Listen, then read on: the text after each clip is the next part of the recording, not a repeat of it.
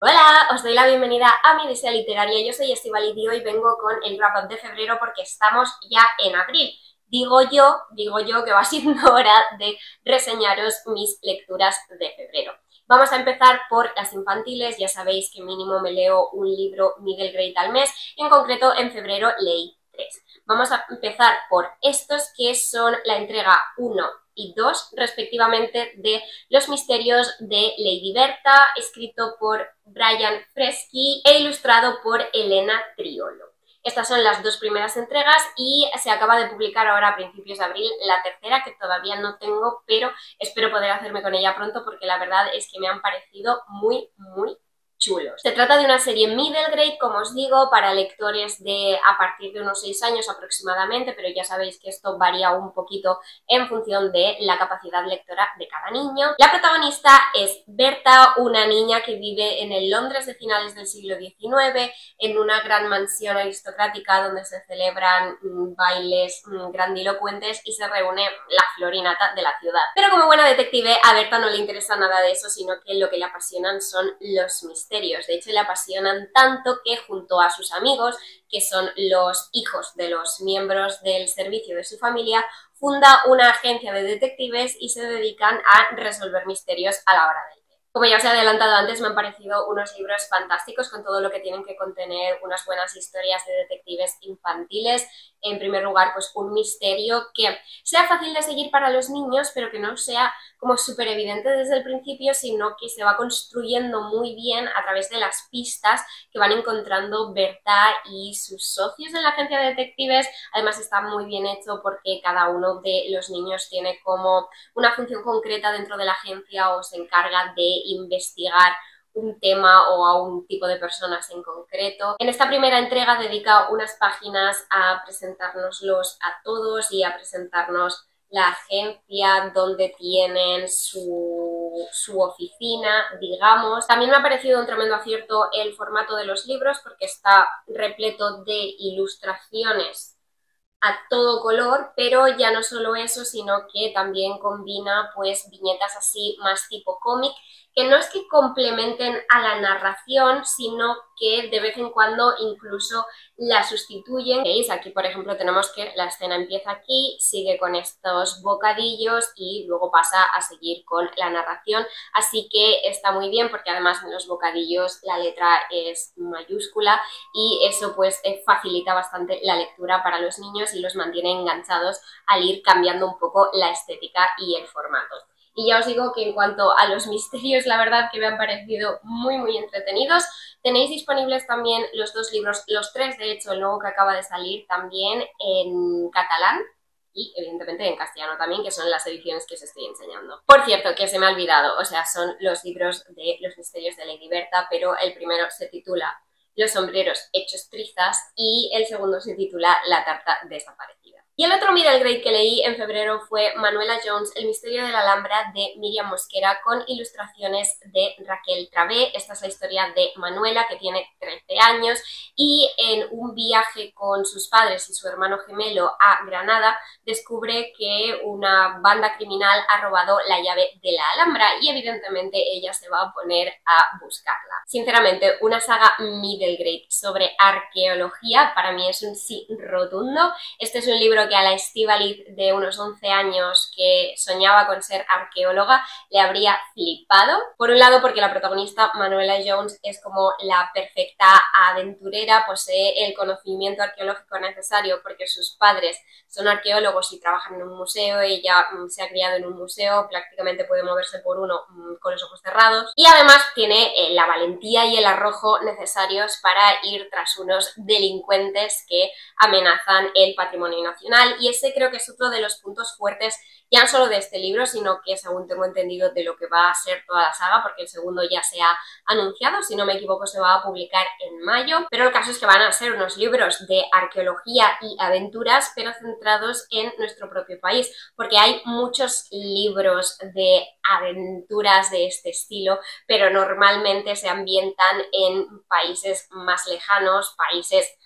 famosos por todas las excavaciones arqueológicas que se han llevado a cabo en ellos, por ejemplo, Egipto mismamente, pero en esta serie lo que Miriam hace es sumergirnos de lleno en nuestra propia historia. En este caso en concreto nos habla de Al-Ándalus y además lo hace de una manera súper entretenida y amena sin olvidarse de ese puntillo didáctico. Es una historia además súper rica en detalles, se nota a la legua que Miriam sabe de lo que habla, ella estudió historia y además ha contado con el asesoramiento de una arqueóloga, de Miriam Seco, que además ha escrito un pequeño como librito que viene aquí al final, lo han titulado El cuaderno de viaje de Manuela Jones, y aquí pues aporta unos cuantos datos sobre la cultura nazarí y todo el tema de la arqueología. La verdad, muy chulo, es que lo repito, ojalá yo de pequeña hubiera tenido un libro de este estilo. Y no os miento si os digo que tengo muchas ganas de saber qué nos va a enseñar la pequeña Jones en la siguiente entrega, porque me ha encantado esta primera también porque pues, yo he estado en Granada, en la Alhambra y en otros puntos de la ciudad que se mencionan, y la verdad es que eso te permite una inmersión más completa dentro de la historia. Y ya por último me gustaría hacer una mención especial a las ilustraciones de Raquel Travé. Aquí tenemos el patio de los leones, porque la verdad que me parecen muy lindas y reflejan muy bien el tono de la historia y las aventuras de los personajes. Y ahora vamos con un crimen acogedor, un cozy crime, un cozy mystery, escrito originalmente en catalán, Benvolguda señora Christie, de Núria Pradas, pero tranquilidad porque lo tenéis ya también traducido al español con el título Apreciada señora Christie. Seguro que no os cuesta encontrarlo, pero en caso de que tengáis algún problemilla, dejádmelo abajo en comentarios y os paso el enlace a la ficha del libro en castellano sin ningún problema.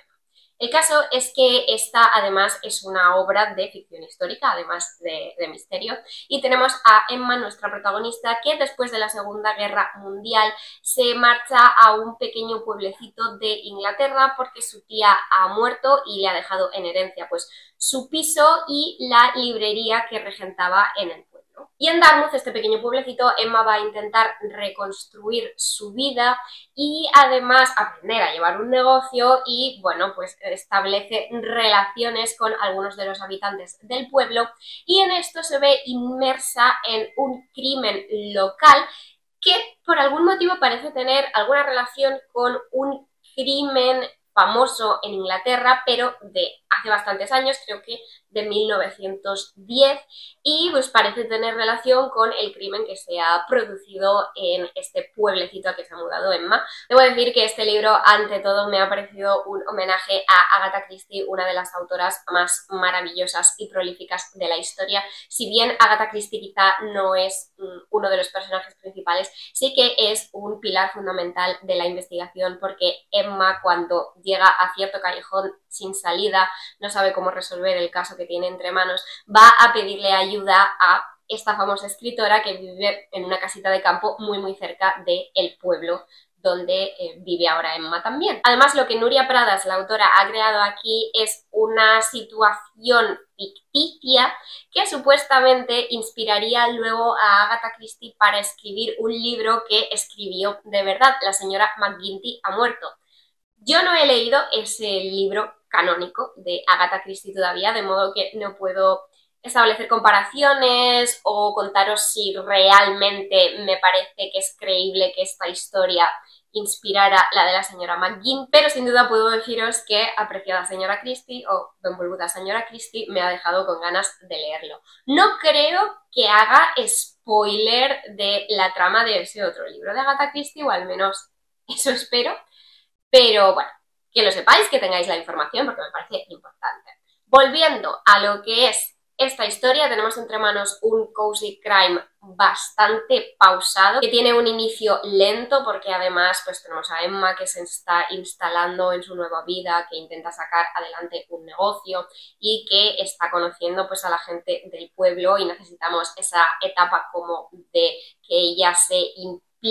con la gente para que luego le importe resolver ese crimen local. Por lo tanto, como muchos cozy mysteries, se centra muchísimo en lo que son los personajes, la ambientación y sí la trama de misterio, pero sin esa tensión extrema o los detalles cruentos que quizá podamos encontrarnos con más facilidad en un thriller. Además, como ya os digo, vamos explorando un poco dos misterios diferentes en dos líneas temporales diferentes, el misterio de 1910 y el misterio de después de la Segunda Guerra Mundial. Emma, la protagonista, es un personaje con el que es muy fácil congeniar. Es una joven realista, pero a la vez con ese puntito soñador que es necesario para regentar una librería en un pueblecito pequeño. Y tiene un espíritu fuerte, pero a la vez también alberga inseguridades y miedos. Hay algún detalle del final que a mí personalmente me ha dejado un regustillo agridulce, pero que no obstante entiendo que es realista y no tiene absolutamente nada que ver con la resolución del misterio, que sí que me ha parecido muy satisfactoria.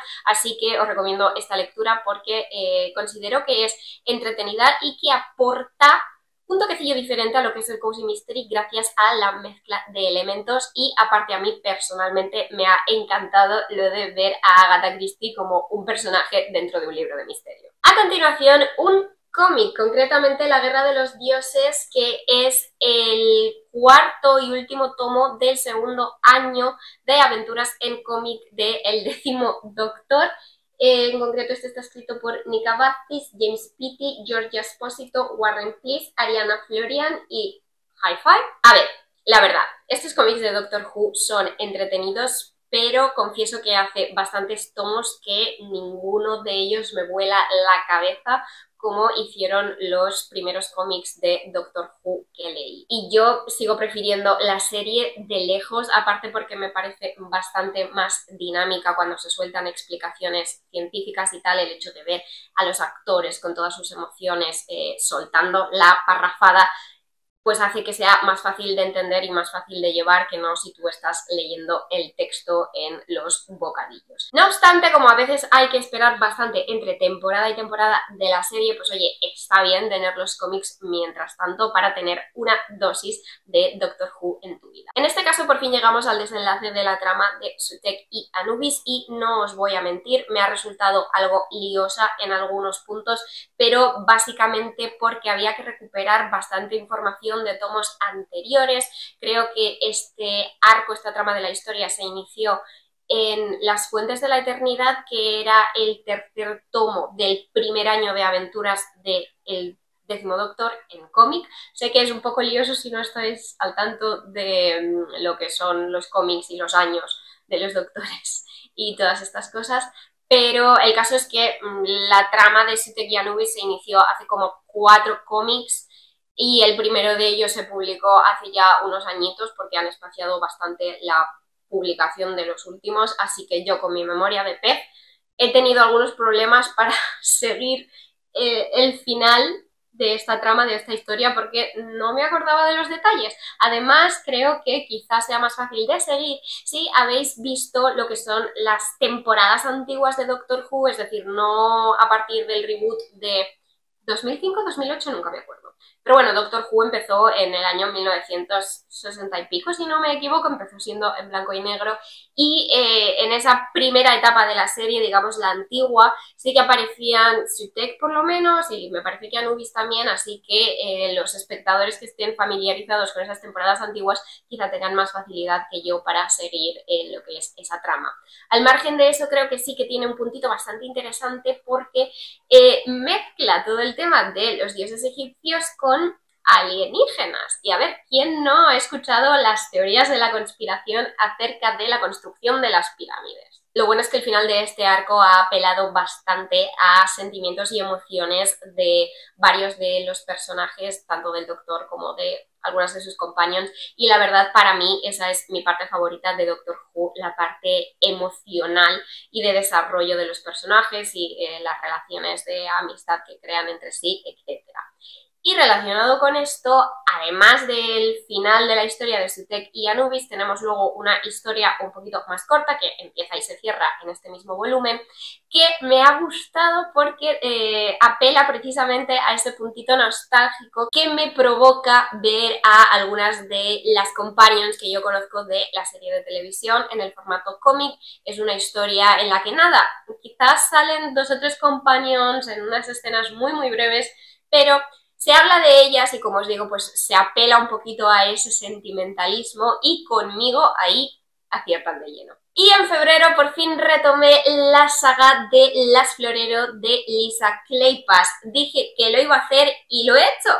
Un aplauso para mí, por favor. En términos generales, la saga de las Florero nos presenta a 4 amigas que son pues las floreros de los típicos bailes de época, de regencia, etcétera. No tienen demasiados pretendientes, bueno, no tienen ningún pretendiente en principio, debido a diversos motivos en función de cada una de ellas. Y el caso es que en el primer libro pues hacen el pacto de trabajar juntas para conseguir que todas ellas acaben casadas. Tuvimos el primer libro y ahora tenemos el segundo libro, que está protagonizado por Lillian Bowman, y el problema por el cual no encuentra marido es que ella es americana, no es británica, pero sus padres tienen mucho dinero gracias a los negocios, no poseen título mobiliario, pero sí una buena dote que aportar, así que pues se llevan a sus hijas a Inglaterra para ver si cazan a un noble inglés. Y de hecho uno de los más críticos con ella es Marcus, el conde de Westcliff, que además es uno de los grandes partidos que ofrece la aristocracia londinense en esta temporada. Evidentemente, como son polos completamente opuestos, se llevan fatal. Más o menos vemos esta antipatía mutua ya en el primer libro, y aquí en el segundo, que por cierto no sé si os he dicho el título, eso sucedió en otoño. El caso es que aquí en el segundo vamos viendo que por debajo de esa antipatía subyace una atracción bastante potente. De hecho es gracioso porque el personaje de Marcus es un personaje como muy comedido, siempre sabe controlar sus sentimientos, es uno de estos hombres pues que no se deja llevar por las emociones ni nada, excepto en lo referente a Lillian, que parece pues no poder evitar verse atraído hacia ella e incluso iniciar contactos físicos. Que una cosa os voy a decir, Marcus me ha gustado, en algunas escenas es como el perfecto caballero, pero en otras también debo decir que adolece de ser un hombre de su época. Y esta es la discusión de siempre. Me vais a decir, Estíbaliz es un personaje masculino realista dentro de esta ambientación histórica. Sí, lo es. Eso no quiere decir que a mí haya actitudes que no me molesten, chica, yo lo siento, pero las cosas son como son. Y hay romances de época que tienen personajes masculinos intachables, hasta la última página, la última escena, y hay otros que pues tienen 50-50, y Marcus está un poco en este nivel porque hay veces en que, claro, pues siente una pasión arrolladora y Lillian le tiene que decir que pare y él le cuesta un poquito parar.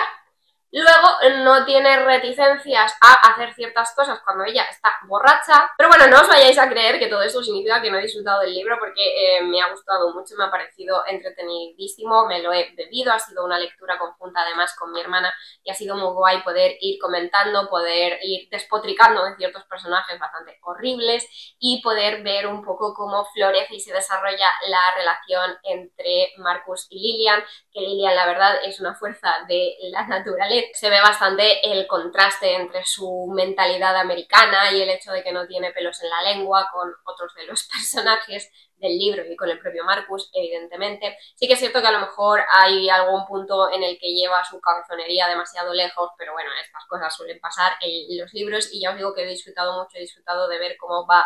naciendo este amor entre ellos, que sinceramente llega a ser muy tierno, y me ha gustado ver cómo van profundizando en esos sentimientos, cómo superan los obstáculos de pues, los prejuicios porque ella sea americana y no tenga título, el enfrentarse a personajes extremadamente desagradables, complots para separarlos. Bueno, la verdad es que en conjunto lo he disfrutado mucho, le he dado 4 estrellas. Eso sí, debo decir que ciertas cosas que pasan al final y un poco el epílogo me dejaron con ciertos como reparos de cara al siguiente libro. Lo que pasa es que el siguiente me lo leí en marzo y ya me lo he leído, pero ya os contaré lo que he opinado en ese grapa. Y en febrero también hice relectura de uno de los libros de mi adolescencia. Os estoy hablando de Eldes, de Christopher Paolini, que es la segunda parte de la saga de Eragon. De hecho, Eragon lo releí, no sé si en 2022 o en 2023 con Dani, de hecho hicimos como lectura conjunta y se nos fue pasando el tiempo y no habíamos seguido con la saga, pero ahora ya por fin sí, porque de hecho queremos releerla entera y luego ponernos con Murtagh, que es el nuevo libro que ha salido. Y bueno, por si no conocéis la saga de Eragon, os cuento un poquito el resumen del primer libro, no de este.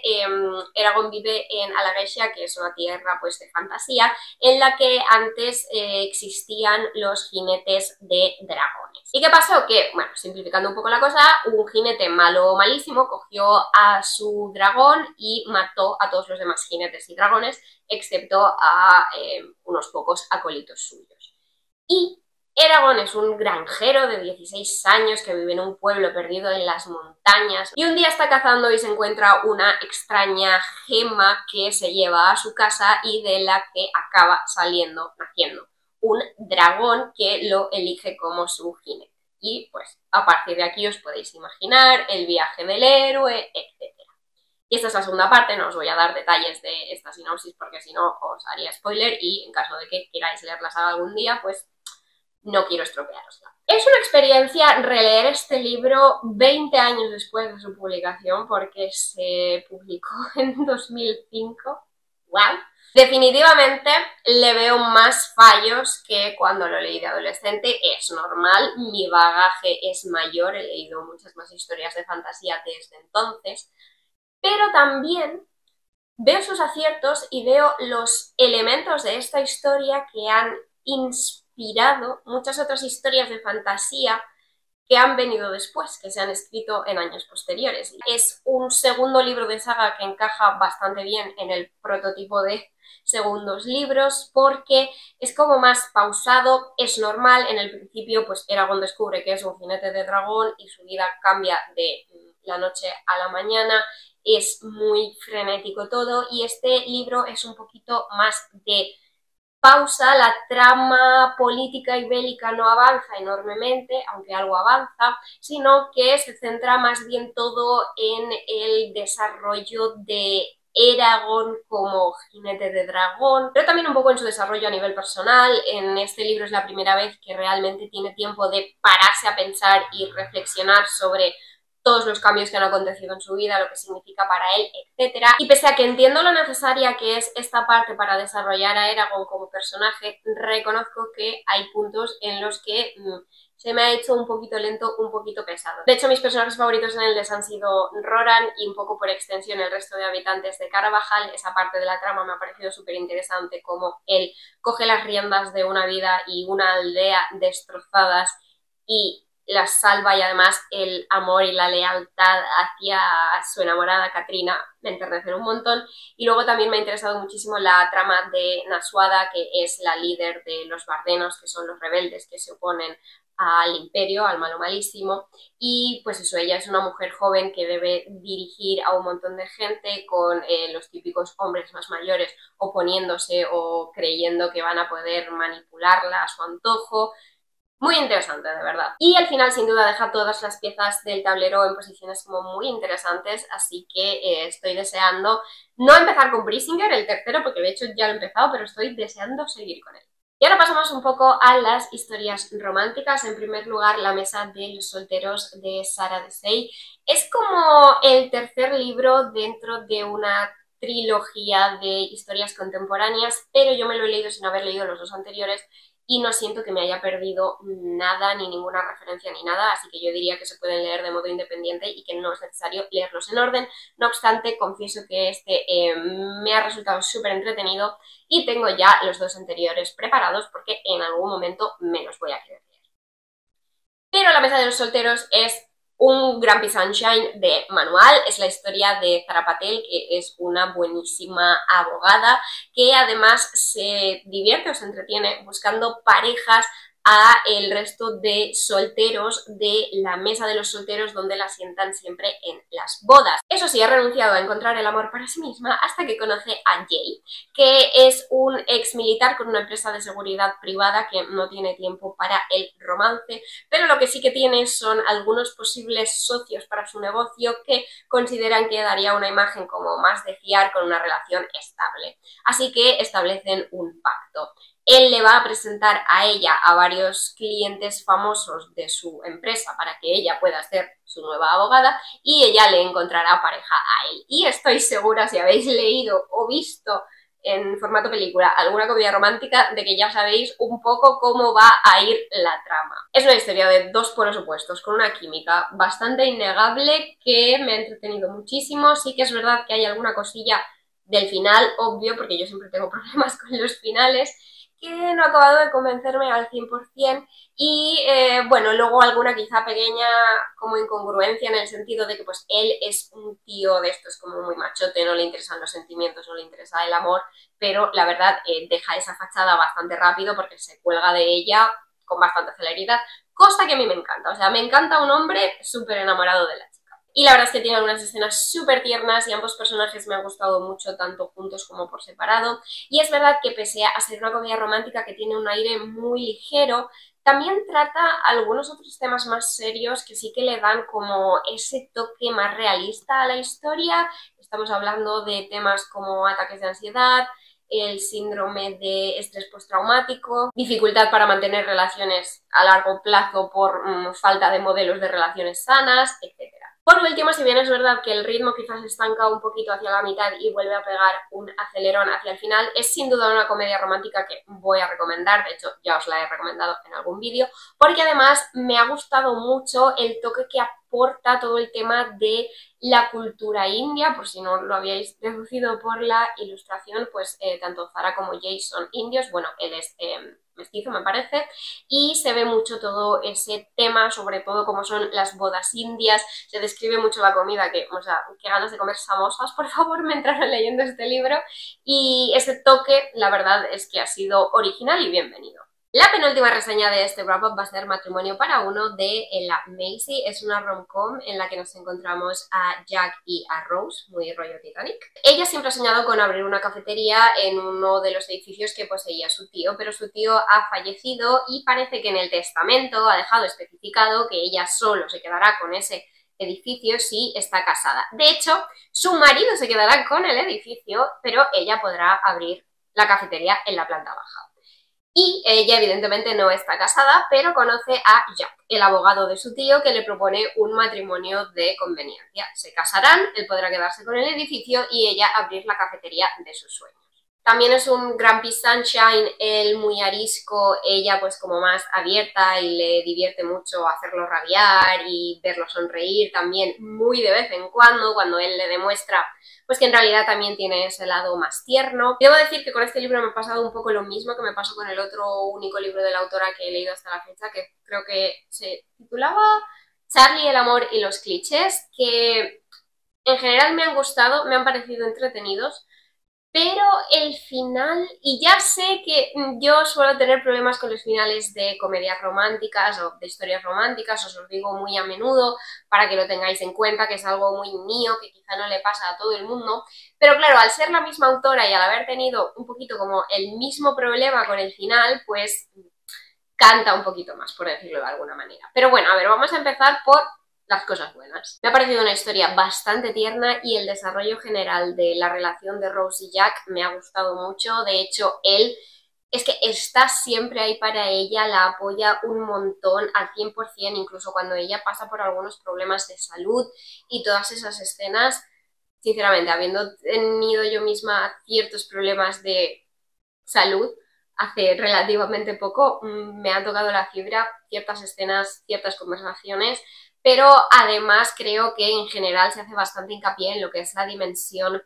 emocional de la relación, lo cual para mí es un sí rotundo, porque hay muchas historias en las que la atracción física es como inmediata y aquí, aunque evidentemente vemos que sí que hay una atracción, se toman las cosas como muy despacio, es un slow burn, ¿vale? Que me parece que es lo que tiene más sentido cuando lo juntas con un matrimonio de conveniencia, el ir poco a poco y el hacer, pues eso, hincapié en lo que son las emociones y el desarrollo de los sentimientos antes de ganarnos la escena física explícita. Otro punto a favor, para mí, porque sé que no todo el mundo está de acuerdo, es que está contado desde los dos puntos de vista. Tenemos capítulos narrados por Rose y capítulos narrados por Jack, y gracias a esto sabemos, como casi desde el principio, que él guarda cierto secreto acerca de lo que lo impulsó a proponerle a Rose este matrimonio de conveniencia. Sabemos que él opina que si Rose se entera es probable que se vaya toda la mierda, así que tenemos a lo largo de la historia pues como ese misterio, ¿no? ¿Cuál era la motivación oculta de Jack? Y sinceramente no voy a entrar en lo que me pareció su motivación oculta porque no tengo claro qué pensar. En algunos momentos pienso mejor y en otros peor, pero sí que voy a decir que está relacionado con el drama del tercer acto, como es previsible, sinceramente, y a mí el final me ha parecido un patinazo. O sea, la historia me estaba resultando interesante, me tenía enganchada. Es cierto que quizás se desinfla un poco hacia la mitad, pero el final para mí ha sido un patinazo total. Porque no tiene ningún sentido que si vas a meter un drama lo soluciones tan rápido, ¿vale? Es que en ningún sentido. Yo soy más partidaria de, oye, no me metas drama, vas desarrollando su relación y acabas la historia en un punto en que más o menos todo queda bien y yo contentísima. Pero si vas a meter un drama, si tienes que meterlo de verdad, tiene que ser un poco coherente, no puedes decir, uy, drama en esta página y a la siguiente ya nos hemos olvidado sin que haya pasado nada para arreglarlo o para que realmente podamos olvidarnos de él, ¿no? No sé si me explico, pero vaya, que ha sido una lectura entretenida en general, pero a mí ahí el final ha hecho que se desinflara mucho. Y en último lugar tenemos Butcher and Blackbird de Brin Weaver, que es la primera parte de la trilogía del amor caótico y... A ver, le he dado un 3,75 y sinceramente me ha tenido muy enganchada, pero no sé con qué cara deciros que me ha gustado un libro que contiene las cosas que contiene este. Pero a ver, sinceramente, yo creo que un poco es porque en un momento en el que hay tantísimos libros y en el que yo personalmente llevo toda mi vida leyendo, hay muy pocas historias ya que consigan realmente sorprenderme o que yo las sienta muy diferentes. Que puedo disfrutarlas igual por unos motivos o por otros, pero ese tema de es que esto es original, es diferente, ya no me pasa tan a menudo. Pero sin duda no he leído en toda mi vida nada parecido a Butcher and Blackbird. Y a ver, hay quien lo define como una comedia romántica oscura, de hecho es así como lo define la propia autora, y hay quien lo define también como dark romance, básicamente porque hay mogollón de cosas turbias y problemáticas porque los dos protagonistas son asesinos en serie y como tal pues están un poco de lulu. Además se describen escenas bastante repugnantes con todo lujo de detalles, así que hay que tener cierto estómago para leer este libro. No obstante, lo que es la relación entre ellos es un Friends to Lovers precioso, además se toman su tiempo, vamos viendo cómo se desarrolla la relación poco a poco. A ver, él está coladísimo desde el principio, lo cual él se enamora primero es un cliché que a mí personalmente me gusta muchísimo, pero sabe que ella necesita ir despacio y le da todo el tiempo que necesita y además es muy positivo el hecho de que esté narrado desde los dos puntos de vista porque cuando tenemos la perspectiva de Rowan, la manera en la que piensa de ella es para suspirar, de verdad. Ahora bien, lo que son las escenas eróticas más 18 no han sido para mí, sinceramente demasiado soeces para mi gusto. Esto es una cuestión muy subjetiva, ya lo sabemos, así que escuchamos pero no juzgamos. Luego también hay que suspender un poquito la credibilidad en cuestión de cómo es que no tienen a la policía encima persiguiéndolos. La respuesta de la autora a esta pregunta es que, bueno, pues ellos llevan siendo asesinos en serie mucho tiempo y ya tienen por la mano pues como borrar su rastro y tal. Bueno, a mí no sé si me acaba de convencer, pero entiendo que además meter el tema de la policía y tal, quizás sería ya meter demasiadas cosas en la historia. En resumen, es una mezcla rara entre un capítulo de mentes criminales, desde la perspectiva de los criminales, y una comedia romántica con escenas súper eróticas. Es una mezcla que no creo que le vaya a funcionar a todo el mundo, pero oye, si buscas algo un poquito diferente, te gusta la novela negra y la novela romántica, pues dale una oportunidad, ¿por qué no? Pues nada, hasta aquí el wrap up de febrero. Ha tardado un poquito en llegar, pero confío que os habrá parecido que la espera ha merecido la pena. Contadme si alguno de estos libros os llama la atención, si ya los habéis leído y si queréis ayudarme con esa interacción extra, pero no os apetece escribir un comentario largo, siempre podéis dejarme el emoticono de un cuchillo en honor a nuestros Butcher and Blackbird. Y además, si os apetece, pues ya sabéis que si dais like al vídeo, que si activáis la campanita o suscribís si no lo estabais ya y lo compartís con alguien a quien creáis que le pueda gustar, pues a mí me ayudáis mucho y os estaré muy agradecida. Pero eso es todo por hoy, nos vemos muy pronto en un próximo vídeo.